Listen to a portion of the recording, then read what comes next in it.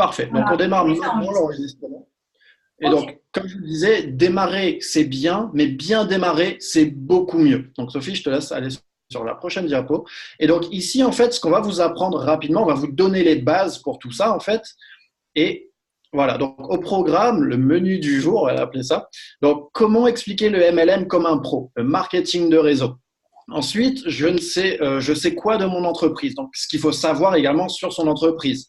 Votre premier objectif financier, votre liste de contacts, comment inviter, en l'occurrence, on l'a vu, et puis gérer les objections par la suite. Donc, je laisse Sophie reprendre la suite ici, et puis si vous avez des questions par la suite, à la fin, on vous fera une petite séance questions-réponses, il n'y a aucun problème pour ça.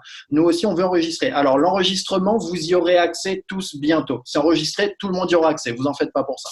Donc, vas-y, Sophie. Alors, donc bonjour à tous, pour ceux que je n'ai pas vu arriver. Donc là, on va vous expliquer comment expliquer le MLM comme un pro, en fait, pour avoir les bons mots. Il y a des méthodes, il y a des manières d'expliquer le MLM, et c'est important aussi que vous expliquiez aux gens en quoi ça consiste. Alors, on va voir ensemble un petit peu les chiffres d'affaires du MLM. Loïc, je continue, hein, il me semble que c'était toi qui prenais ce parti. Vas-y, t'inquiète pas, vas-y.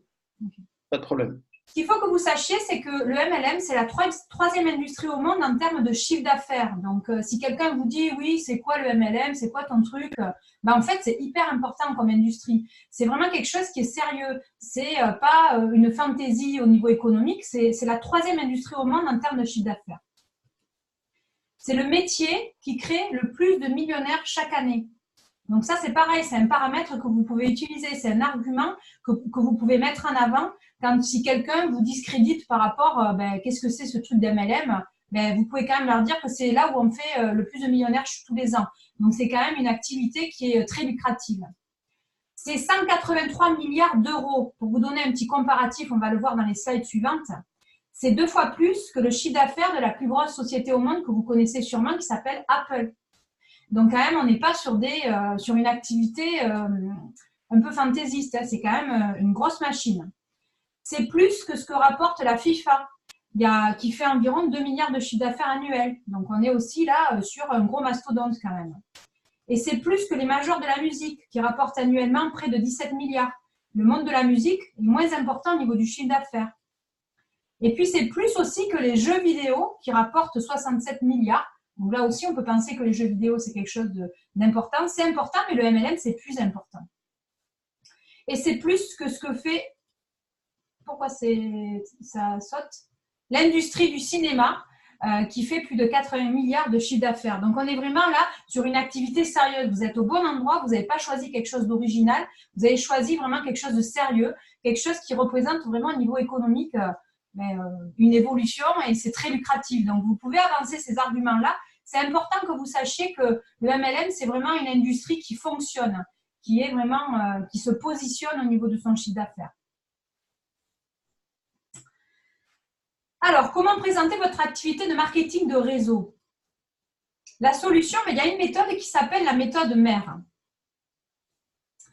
Alors, les lettres mères, c'est quoi? C'est M pour motivation, c'est E pour explication, c'est R pour la recette et c'est E pour exercice. Je vais vous détailler tout ça dans les slides suivantes. Alors, le M, ça répond à la question du pourquoi. Pourquoi est-ce que les gens se lancent dans le marketing de réseau partout dans le monde? Pour quelles raisons est-ce qu'on se lance dans cette activité-là? On va s'aider du cadran de cash flow que je vais vous présenter plus loin. En fait, pourquoi on se lance dans le marketing relationnel? Parce que le coût de la vie augmente et que tout est cher et qu'on a besoin d'un complément pour pouvoir se faire plaisir, avoir des loisirs. Parce que les retraites ne suffisent plus, hein, ça concerne tout le monde, hein, ça ne concerne pas que les jeunes, ça ne concerne pas que les personnes en activité, c'est tout le monde. Parce qu'il y a beaucoup de chômage, parce qu'il y a beaucoup de sociétés qui ferment, parce qu'on n'est plus sûr en fait aujourd'hui de pouvoir garder son travail, parce qu'on n'est plus sûr de pouvoir le trouver, et aussi parce que dans certains cas, pour payer les frais médicaux. Donc tout ça, en fait, quand vous présentez le MLM, la méthode mère, en fait, là, c'est la motivation, c'est la raison pour laquelle on va faire cette activité.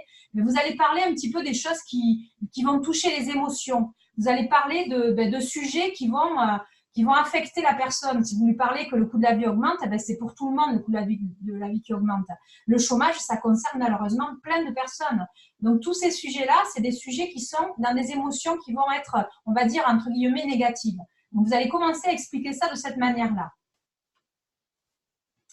Et vous allez pouvoir enchaîner ensuite avec ce qu'on appelle le cadran du cash flow de Robert Kiyosaki. Si vous n'avez pas lu ces livres, d'ailleurs, je vous invite à les lire parce qu'ils sont vraiment super.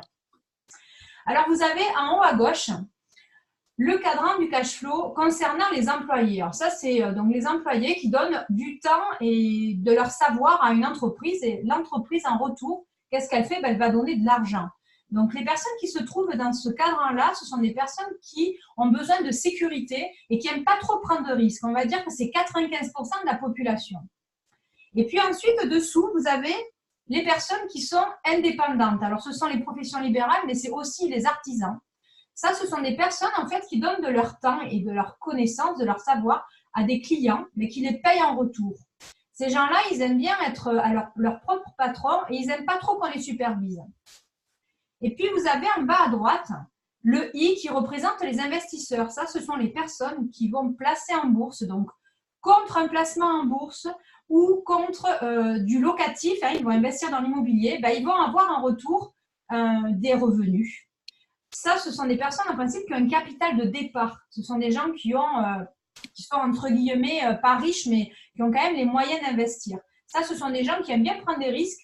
Et ils ne font pas trop les choses eux-mêmes, ils confient leur argent soit dans du locatif, soit dans des placements en bourse. Et en retour, ils retrouvent de l'argent. Et puis, vous avez en haut à droite, là où nous nous situons, nous tous ensemble, les créateurs de réseaux. Alors, qu'est-ce que c'est les créateurs de réseaux? Ce sont des personnes, en fait, qui adhèrent, comme vous l'avez tous fait aujourd'hui pour MWR Life, qui vont avoir un système mis à disposition, qui va avoir des équipes. Et en contrepartie, ils vont avoir une rémunération. Donc, on va déléguer son travail et on va permettre de générer des revenus. On va créer du réseau et en retour, on va avoir du revenu. Donc, ça, en fait, c'est le cadran dans lequel aujourd'hui, vous vous trouvez. Vous vous trouvez peut-être encore dans le E, dans l'employé qui travaille pour une entreprise. Et vous allez petit à petit, j'espère pour vous, basculer dans les créateurs de réseau et créer votre propre revenu. Donc, ça, c'est quelque chose qui est intéressant pour expliquer ce qu'est le MLM, pour expliquer où se situent les gens qui sont employés dans une entreprise, les 4 catégories et où est-ce qu'on se situe quand on pratique le marketing de réseau. Alors, du coup, vous l'avez compris, il y a plusieurs idées à mettre en avant. Et donc, grâce au cadran du cash flow, vous allez pouvoir amener une discussion et vous allez pouvoir amener des idées à votre argumentation. Alors, le E dans la méthode mère, il répond à quoi? Il répond au quoi. Qu'est-ce que c'est le MLM? Est-ce que vous savez ce que c'est? Ce que c'est que le MLM? Vous allez expliquer en quoi ça consiste, en fait, que le MLM. Donc, je vais te laisser prendre la main, Loïc, maintenant pour la prochaine slide. Je te l'avance? Yes. Ouais, s'il te plaît. Merci. Et donc, en gros, ici, les 2 schémas de style de vie, vous avez tous déjà entendu ça depuis étant petit. Et là, je vais vous expliquer, vous allez dire, ah oui, effectivement, je comprends. Donc, quand vous étiez petit, on vous a dit, écoute, je reprends l'exemple de Jordan, on t'a dit, Jordan, écoute, tu as 3 ans maintenant, tu vas commencer à aller à l'école. Ensuite, jusqu'à environ 25 ans, d'accord, donc j'ai pris une moyenne, donc jusqu'à environ 25 ans, tu vas faire tes études, et une fois que tu auras fini tes études, de 25 ans jusqu'à ta retraite, tu vas devoir travailler. Donc là, c'est la vie active, on appelle ça. Donc travailler de 25 ans environ jusqu'à sa retraite. Et puis à ta retraite, tu vas pouvoir profiter.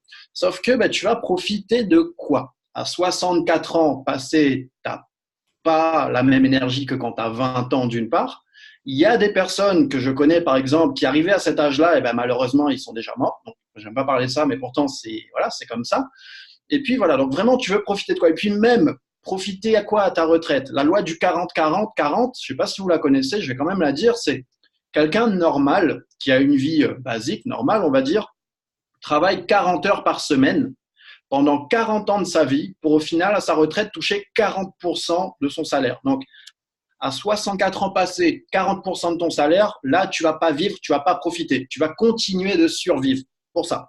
Et donc, vous pouvez également appuyer sur le fait qu'un salaire n'a pas été créé pour rendre les gens millionnaires. Un salaire, il a été créé tout simplement pour permettre aux gens de payer leurs factures, leurs impôts, faire 1 à 2 activités par mois s'il n'y a pas eu de coup dur. mais surtout, le salaire, il permet de recommencer à travailler le mois prochain et tout ça pendant 40 ans de sa vie. Voilà pourquoi le salaire a été créé, en l'occurrence. Et puis même avec la retraite qui diminue, avec tous les jeunes qui sont en train de chasser des Pokémon, là, vous pouvez toujours attendre pour la retraite. On ne va pas se mentir. Donc voilà, ça c'est le schéma de base. Ensuite, le deuxième schéma. Donc le deuxième schéma, donc là, pareil, de 3 ans à 25 ans environ, vous allez partir en études. Et puis, imaginez qu'à 35 ans, vous tombez sur le marketing de réseau. Et là, du coup, de ces 35 ans à 40 ans, vous allez pouvoir vous consacrer pendant 5 ans à ce marketing de réseau-là. Et donc, pendant 5 ans que vous bossez dessus, vous aurez votre indépendance financière par la suite. Et donc, ici, à 40 ans, vous pourrez profiter de votre vie et vous aurez de l'argent. Et ce qui se passe, en fait, dans ce que Sophie vous a montré dans le cadran du cash flow, dans la partie où on est, c'est que nous, on a le temps et on a l'argent. On a du temps, pourquoi? Parce qu'on duplique notre temps. Ça, c'est énorme, d'une part. Et d'autre part, on a de l'argent, pourquoi? Parce que même quand on dort, même quand on est en vacances, même quand on fait, peu importe ce qu'on fait, eh ben, notre business, il tourne et on génère quand même de l'argent. Voilà la puissance du marketing de réseau. Et donc ici, de 40 ans, ben voilà, enfin, en gros, en l'occurrence, vous pourrez choisir votre style de vie. Soit je vous dis, OK, pendant 5 ans, tu bosses sur un business et que par la suite, une fois que tu as 40 ans, tu peux profiter de ta vie comme tu en as envie parce que tu as du temps et tu as de l'argent. Ou bien soit tu continues ta vie que tu as actuellement. Vous pourrez leur montrer ça et leur demander ce qu'ils en pensent et ce qu'ils préfèrent. Automatiquement, la personne va vous dire « Ah oui, je préfère le deuxième, effectivement ». Et donc, en gros, voilà, vous pouvez également jouer sur les émotions. Et ça, c'est quelque chose de monstrueux de jouer sur les émotions des gens. Voilà. Donc, je te laisse reprendre la suite, Sophie, du coup. Et donc, dans la méthode MER, donc, on a vu le M et le E. Le R répond à la question comment. Comment est-ce que le marketing de réseau fonctionne? Donc, vous avez pu l'expliquer avec le cadran du cash flow. Vous l'avez vu avec Loïc sur les 2 styles de vie. Ça, c'est la manière, c'est le paramètre que vous allez utiliser de comment ça fonctionne. Donc, le MLM, vous l'avez vu tout à l'heure, on est créateur de réseau. On va adhérer à une société, on va avoir un système avec toute une équipe derrière nous. On va dupliquer son temps, comme vous l'a dit Loïc. Et de ce fait, c'est du bouche à oreille. En parlant de l'opportunité, vous allez créer du réseau et c'est comme ça que ça fonctionne. Donc ça, c'était pour le côté R. Le E, ça va renseigner sur un exercice, une action à mettre en place, une mise en application. Alors, par exemple, moi, j'ai envie de vous demander, est-ce que vous connaissez un exemple où vous avez exercé le principe du marketing relationnel sans le savoir? Non, personne ne fait de commentaire. En fait, vous avez déjà fait du… Oui, si. Je crois que ton micro, il bug. Je ne sais pas si c'est moi, mais je crois qu'il y a un bug. Alors, attends. Je pense que ça doit être bon maintenant, mais des fois, je crois que ça bug un peu. À moins que ce soit moi, je ne sais pas. Ça doit être le réseau. Ouais, ça bug. Ouais, voilà, c'est ça, tu vois. Mais c'est pas grave, on ne t'avait pas entendu, en fait, c'est pour ça. Mais tu peux continuer, vas-y. Ouais, donc je disais, est-ce que vous connaissez un exemple où vous avez exercé le marketing, le principe du marketing relationnel? Je vois Lucas qui met recommandation. Voilà, c'est exactement ça, en fait. Par exemple, quand vous allez manger au restaurant, vous allez trouver ça super bon, mais qu'est-ce que vous faites quand vous en parlez à vos amis ou votre famille? Vous dites, voilà, je suis allée manger dans tel restaurant, c'était vraiment super bon. Et qu'est-ce que vont faire vos amis? Ils vont y aller manger à leur tour. Mais par contre, est-ce que le restaurant, il vous a rémunéré en retour? Non, en fait, le restaurant, il ne vous a pas rémunéré en retour. Mais là, vous avez utilisé le principe du marketing relationnel, sauf que le restaurant, il ne vous paye pas pour ça. En fait, les sociétés de MLM, vous rémunèrent pour ça. Donc ça, c'est un moyen d'expliquer le MLM quand vous expliquez votre activité. Alors, ensuite, est-ce que vous connaissez l'entreprise que vous représentez? Quels sont les éléments qui sont essentiels à connaître? Il y a quand même des éléments qui sont importants quand vous vous lancez dans le MLM. Par exemple, quel est son chiffre d'affaires? Quelle est sa cible? Nous, on travaille chez MWR Life, mais quelle est la cible? Quels sont les clients potentiels ou les consultants que je peux faire rentrer dans l'organisation? Ça, c'est important. À qui je m'adresse? Ensuite, quel est son marché? Est-ce que le marché du tourisme, il est en expansion? Quels sont ses chiffres? Ça, ce sont des arguments qui sont importants à avoir. Ensuite, qui est son fondateur? quand est-ce que la société a été créée, depuis combien de temps, qu'a fait le fondateur avant. Tout ça, c'est important. Où est le siège, etc., etc. Ça, ce sont des éléments qu'il faut connaître. Quand vous allez présenter la société, vous allez devoir présenter tous ces éléments-là. Donc, il faut vous renseigner en amont pour pouvoir être crédible aux yeux des personnes à qui vous allez en parler. Parce que si les personnes, elles voient que vous maîtrisez pas trop tous ces sujets-là, elles vont dire c'est bizarre, elle connaît pas trop l'entreprise pour laquelle il travaille. Ça va, du coup, au niveau de la confiance, c'est un peu moyen. Donc ça, c'est hyper important quand vous allez apprendre à présenter, de maîtriser tous ces éléments-là.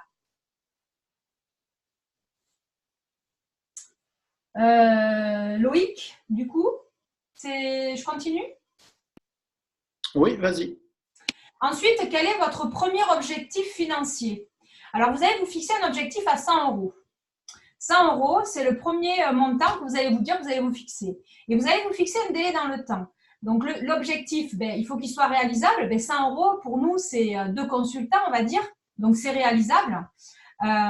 Et vous fixez un délai dans le temps. Vous pouvez vous fixer un délai dans le temps pour essayer d'avoir le Rising Star, par exemple. Donc, on va se dire, dans les 30 jours qui sont là, je me dis, je dois faire rentrer pour 100 euros de commission. Donc, je fais rentrer 2 consultants. Donc ça, c'est hyper important que vous fixiez des objectifs, mais il faut qu'ils soient réalisables. Il ne faut pas vous fixer des objectifs qui ne sont pas, qui sont pas réalisables parce que vous allez vous décourager. Et puis dans le temps, c'est pareil, il faut quand même que la date elle soit raisonnable aussi parce que si vous les allez trop dans le long terme, vous allez aussi vous décourager. Donc un objectif, il doit être réalisable et il doit être fixé dans le temps. Donc aujourd'hui, on vous le dit, vous fixez 100 euros, premier objectif. Et ce qui est hyper important, c'est de visualiser votre réussite. On va vous fournir un fichier son que vous allez écouter. Vous le ferez si vous voulez ou pas, mais moi, je vous encourage à le faire. Parce qu'en fait, votre mental, votre inconscient ne fait pas la différence entre ce que vous lui dites, entre la réalité et entre ce qu'une voix peut lui dire. Donc, dans cet enregistrement, vous allez être invité à visualiser votre réussite. Ça, c'est hyper important pour le mindset. C'est vraiment quelque chose qui est très efficace parce qu'en fait, vous allez préparer tout votre corps et tout votre cerveau, toutes les cellules de votre corps à vivre cette réussite. Vous allez vous visualiser et de ce fait, vous allez mettre en place tout ce qu'il faut au niveau du corps pour pouvoir réussir. Donc, votre discours, il va être dans la même lignée que ce que vous allez visualiser et vous allez avoir une facilité en fait à appliquer tout ça et vous allez vraiment, je vous assure que ça fonctionne très bien, ça génère des émotions très positives et vraiment, je vous encourage à le faire. Je vous fournirai ce petit enregistrement. C'est une petite méditation, on va dire, il y a une petite musique derrière et vous écoutez la voix, elle vous amène en fait à visualiser la réussite. Et ça, c'est vraiment primordial, j'ai envie de dire. Voilà.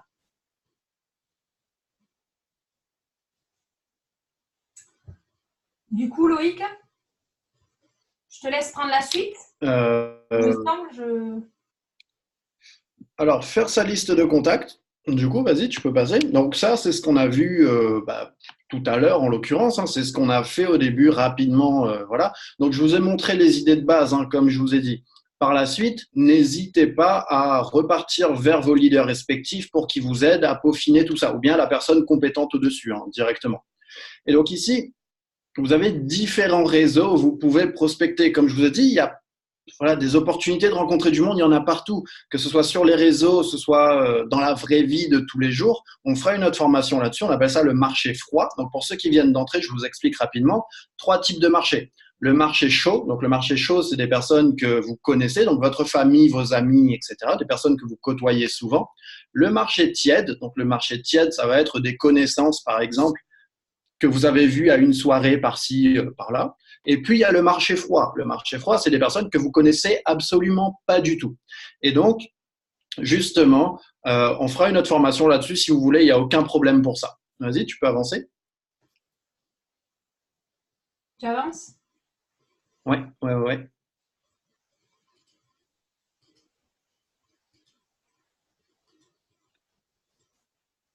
Voilà. Ça bug légèrement, on va dire, non? Là, on est sur le panneau, tu sais, avant d'appeler ton prospect, prépare ton agenda avec les 7 règles d'or. C'est ça. Et donc ici, avant d'appeler le prospect, il faut vous préparer mentalement parce que c'est pas quelque chose de simple à faire. Je vais pas vous mentir. Je vais pas vous dire oui, c'est facile, tu vas pouvoir appeler la personne et que tu vas y arriver du premier coup. Non, clairement pas. C'est tout un travail, c'est toute une méthode. Et avant ça, justement, on va vous montrer les 7 clés qu'il faut pour passer un premier appel. Et donc, vas-y. Donc, la première chose à faire avant tout, qui est quelque chose de vraiment primordial en l'occurrence, ici, Tu vois? non, c'est toujours voilà. Donc ici, en fait, la première chose à faire, c'est de fixer le rendez-vous. Ça, c'est vraiment important. Le but quand vous appelez quelqu'un, c'est de décrocher un rendez-vous. Donc faites-le, d'une part. D'autre part, si la personne, admettons, je sais pas, habite avec quelqu'un, est déjà marié à une femme, enfin un mari, peu importe, un copain, une copine. Après, je vous parle pas de Kevin qui est qui est en couple avec sa copine depuis 2 mois. Hein. Je vous parle vraiment d'un couple solide. Je vous parle pas d'un truc comme ça. Hein. Qu'on soit bien clair là-dessus. Demandez à cette personne-là d'amener son conjoint avec lui. Ça vous fera gagner du temps également. Un appel rapide, donc pour discuter, vous discuterez plus tard, vous présenterez la société, etc. plus tard, mais le but, comme je vous ai dit, c'est de décrocher un rendez-vous et pas de raconter sa vie. Et puis, bah, évidemment, comme je vous ai appris, sourire au téléphone, ça aide également beaucoup. Vas-y.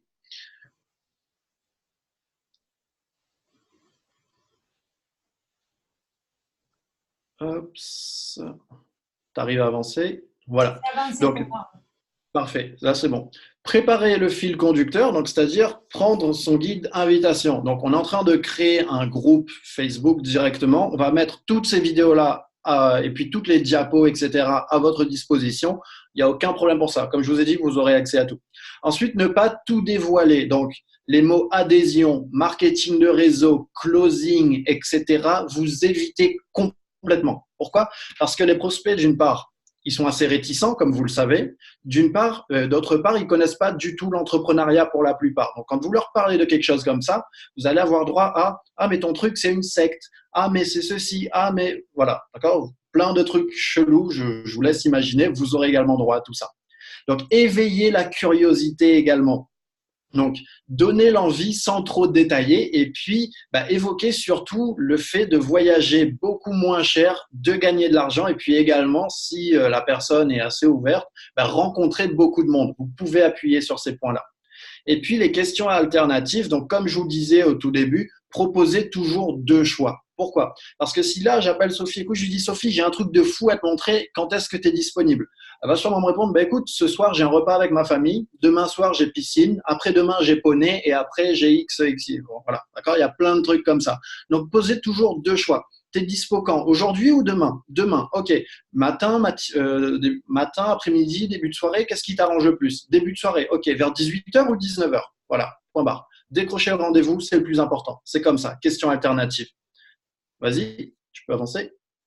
On est à la fin. Et puis, on est arrivé à la fin. Ok, bon, le reste, normalement, ça devait se faire ici, mais on a fait tout en haut. Donc, voilà. Donc, on est arrivé à la fin. Et puis, ici, avant de couper l'enregistrement, Sophie, je voudrais juste rajouter une chose. Ma question pour vous, c'est est-ce que vous avez du courage? Répondez dans les commentaires. Répondez honnêtement. Est-ce que vous avez du courage?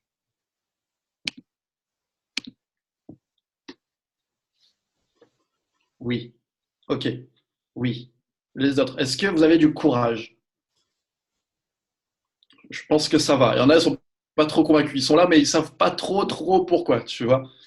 Born to be a rhino. C'est exactement. Voilà. Donc, pour ceux qui doutent, j'ai envie de vous dire oui, vous avez du courage. Pourquoi? Parce que ça te demande du courage d'être différent. Vous êtes ici, vous avez investi sur vous-même. Ce que 95% des gens de la population mondiale ne fait pas. Donc, oui, vous êtes courageux. Pour certains d'entre vous également, ça a demandé du courage de venir écouter cette conférence-là. Donc, félicitations à vous pour ça. Ça demande du courage de réussir. Ça demande du courage de gagner. Et puis, vous allez voir que sur le long terme, les gens ne parlent pas de gens qui ne gagnent pas, en fait. Donc, si vous gagnez, ils vont parler de vous. Donc, si c'est votre but, gagnez. Et donc, également, ça demande du courage de se tenir là, debout, comme ça, en face des gens, quand ils vont, entre guillemets, se moquer de vous, vous dire que votre truc qui marche pas, ça apporte rien, etc. Et donc, il va falloir que vous teniez debout ici, en fait, et que vous vous dites, je suis déjà arrivé trop loin pour m'arrêter. Pour m'arrêter tout court, en fait. Je suis déjà arrivé trop loin. J'ai déjà trop investi sur moi-même. Je suis qu'au début, je peux faire de grandes choses. Et puis surtout, ça demande du courage d'être exceptionnel. Donc, continuez, restez comme vous êtes. Vous n'avez rien à perdre, tout à gagner. Vous êtes au bon endroit, au bon moment. Donc, allez-y, continuez comme ça. Et puis, une dernière chose, et on va s'arrêter là-dessus. Pour ce qui en est de ma part, soit on se retrouvera au sommet, soit vous me retrouverez mort sur le côté, mais jamais je m'arrêterai, jamais je me retournerai pour qui que ce soit. Et donc, ma question pour vous aujourd'hui, c'est, et vous, où est-ce que je vous retrouve? Voilà, c'est ça ma question. Où est-ce que je vous retrouve? Et tu peux couper ici, Sophie. Merci beaucoup.